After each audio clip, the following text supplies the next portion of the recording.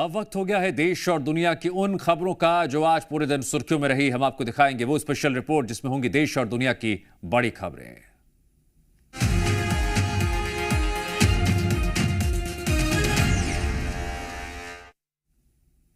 Special report में सबसे पहले बात करते हैं पाकिस्तान की इस विजयदशमी, जब हिंदुस्तान में रावण दहन हो रहा होगा। हो सकता है पाकिस्तान उसी दिन खंड खंड हो जाए।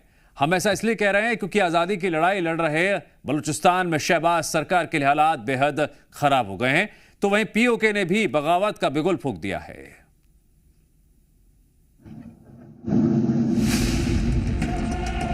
बलूचिस्तान के क्वेटा में भीषण आत्मघाती हमला।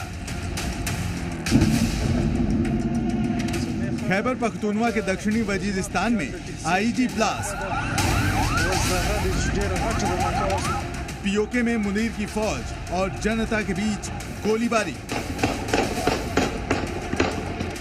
पाकिस्तान खंड खंड होने वाला है। अलग अलग शहरों में जिस तरह के हालात हैं, उसे देखते हुए इस बात की 100% गारंटी है कि शहबाज और मुल्ला मुनीर का ये मुल्क टुकड़ों में बंटने वाला है।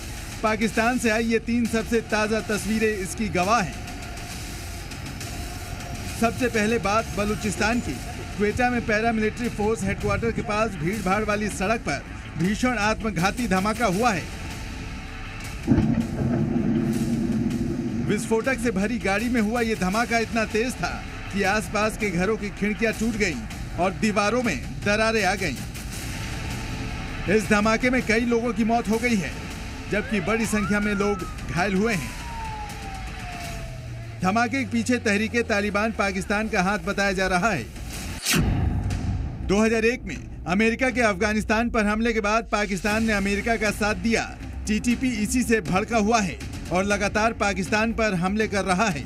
2021 में अफगान तालिबान सत्ता में आया तो पाकिस्तान ने टीटीपी को निशाना बनाकर अफगानिस्तान में हमले किए। ये भी टीटीपी के गुस्से की बड़ी वजह है। टीटीपी बलूचिस्तान में पश्तून समुदाय की गरीबी, बेरोजगारी और सरकार की अनदेखी जैसी शिकायतों का समर्थन कर वहां पहले से चल रही आजादी की लड़ाई को हवा दे रहा है। बलूचिस्तान में अब शहबाज सरकार की सीधी लड़ाई, आजादी का आंदोलन चला रहे स्थानीय संगठन बलूच लिबरेशन आर्मी ही नहीं बल्कि टीटीपी से भी है, जिसके चलते बलूचिस्तान में पाकिस्तान की शहबाज सरकार की मुश्किलें लगातार बढ़ रही हैं। क्वेटा में हुआ ताजा हमला उसी की बानगी है। अब बात पीओके की।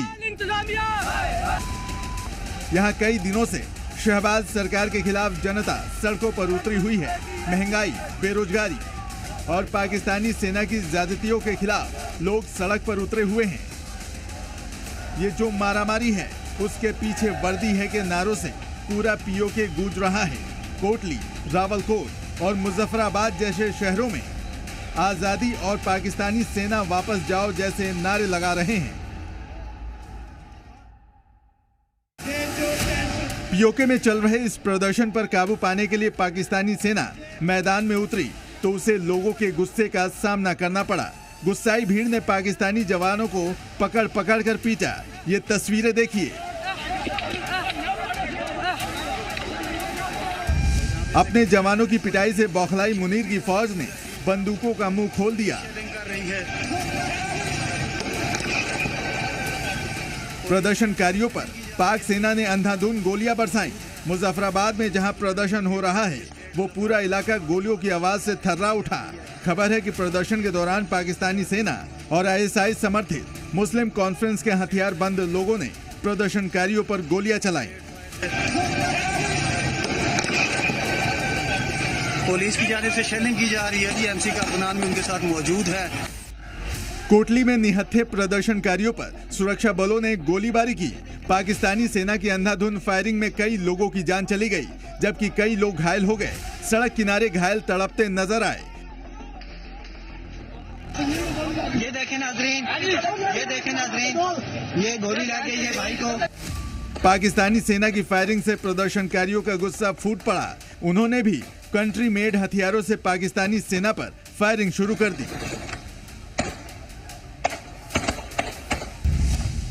सोशल मीडिया पर फायरिंग के वीडियो वायरल हो रहे हैं। देखिए कैसे प्रदर्शनकारी ताबड़तोड़ गोलियां बरसा रहे हैं।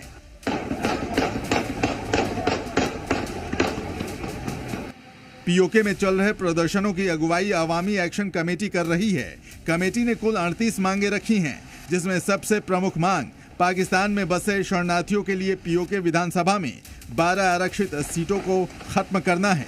बंद के समर्थन में कश्मीरी लोगों ने सभी व्यावसायिक गतिविधियां रोक दी, जिससे पूरे क्षेत्र में सभी बाजार, दुकानें और व्यावसायिक केंद्र बंद रहे। इस आंदोलन को देखते हुए घबराई शहबाज सरकार ने पीओके में मोबाइल और लैंडलाइन के साथ ही इंटरनेट सेवाओं और सोशल मीडिया पर प्रतिबंध लगा दिया है। बलूचिस्तान और पीओके के हालात बता रहे हैं कि शहबाज शरीफ और मुल्ला मुनीर के खिलाफ बगावत की आंधी चल रही है और इस आंधी में पाकिस्तान के खंड खंड होने की 100% गारंटी दी जा रही है। ब्यूरो रिपोर्ट, जी मीडिया।